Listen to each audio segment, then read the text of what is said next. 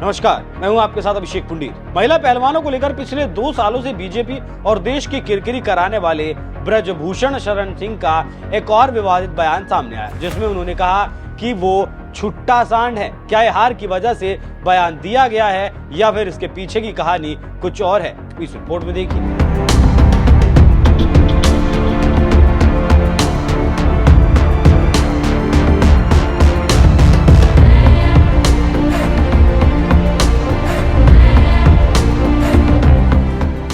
विवाद और ब्रजभूषण का रिश्ता काफी पुराना है, क्योंकि दोनों एक दूसरे के पूरक हैं और दोनों एक साथ चलते हैं। इसके साथ ही साथ ब्रजभूषण शरण सिंह का एक औरा है और वो है अवध का इलाका। ब्रजभूषण शरण सिंह जिधर भी रहेंगे उधर कम से कम 6 सीटें प्रभावित करेंगे और ये लोकतंत्र में किसी भी चतुर राजनीतिज्ञ के लिए बड़ा गेम है अगर वो सत्ता को पाना चाहता है। इसलिए ब्रजभूषण शरण सिंह को कोई भी पार्टी अपनाने के लिए तैयार है। ऐसे में चतुर राजनीतिज्ञ मोदी शाह इसको लेकर जाने देते हैं और यही वजह है कि वो अभी तक बीजेपी में बचे हुए हैं, जबकि सीधे सीधे सभी जानते हैं कि ब्रजभूषण शरण सिंह से हरियाणा, दिल्ली, पश्चिमोत्तर में काफी बीजेपी को नुकसान है, लेकिन फिर भी बीजेपी ब्रजभूषण के साथ दीवार बनकर खड़ी है। ऐसे में अब कैसरगंज लोकसभा में ब्रजभूषण का एक बयान काफी ज्यादा वायरल हो रहा है। जी हाँ, अपने बेटे के लिए चुनाव प्रचार में निकले ब्रजभूषण ने जनता से बात करते हुए एक बात कही, ना बूढ़ा हुआ हूँ ना ही रिटायर हुआ हूँ,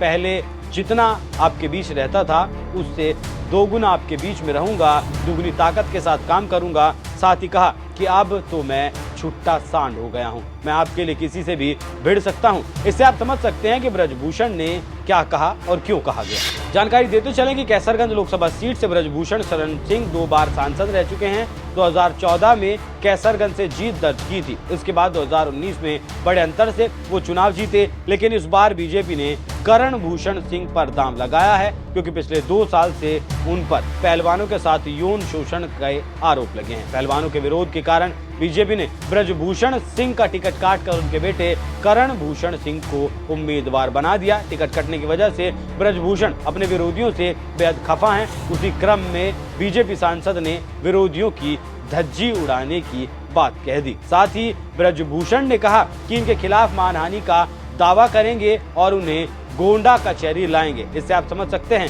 कि क्यों नेताजी नाराज हैं और कैसे अपनी जनता के सामने अपनी बात रखते हुए कह रहे हैं। वैसे तो 20 मई को इस 5वें फेज में चुनाव होना है और गिनती 4 जून को है, लेकिन कहा जा रहा है कि इस बार मामला कुछ फंसा है और हो सकता है कि जीत का अंतर कम हो जाए या हार भी हो सकती है। ऐसे में जनता से सीधे मुखातिब होकर अपनी बात ब्रजभूषण रख रहे हैं। इसके साथ ही योगी के खिलाफ भी बोलने से वो नहीं चूकते। देखना होगा आगे क्या होता है और इनकी राजनीति किधर जाती है, क्योंकि चुनाव कई बातें तय करेगा। उन्हीं बातों में से ये भी एक मसला है। आपकी इस खबर पर क्या कुछ राय है? कमेंट कर अपनी राय हमें जरूर बताएं। नमस्कार।